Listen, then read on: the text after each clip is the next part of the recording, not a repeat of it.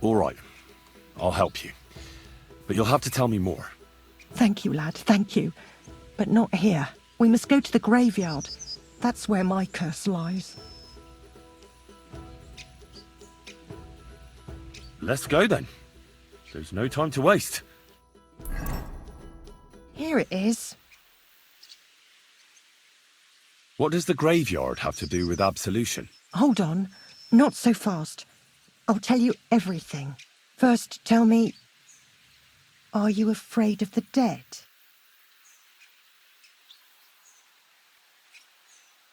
It's the living I'm more afraid of than the dead. One should fear the dead. But in the end, it's probably a good thing that you have no fear. You see, one poor soul is waiting for redemption. For years and years. Ah, I get it now. Ambrose's brother has to get what he deserves. This is about the soul of Ambrose's brother. His name was Jan. He lies outside the graveyard wall, buried without rites. He's been there for 30 years.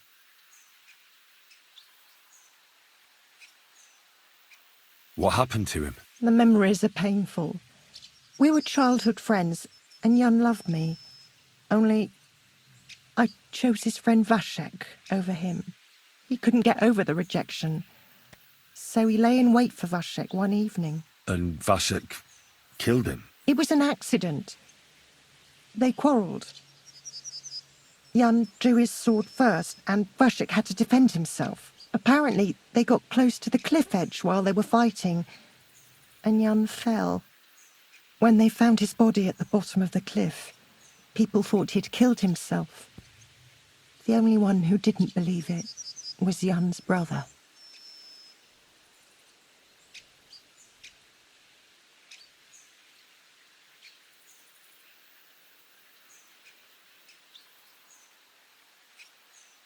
Why doesn't he have a proper grave? Because suicides can't enter the kingdom of heaven. They have to be buried outside the walls, like the unclean. The worst thing about it is that Jan didn't kill himself. He didn't deserve such a dishonourable burial, and it's my fault.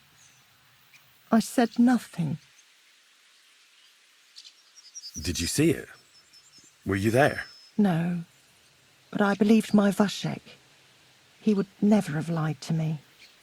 It pained him till the day he died, and he lived in fear of Jan's brother creeping up behind him one day and taking his revenge.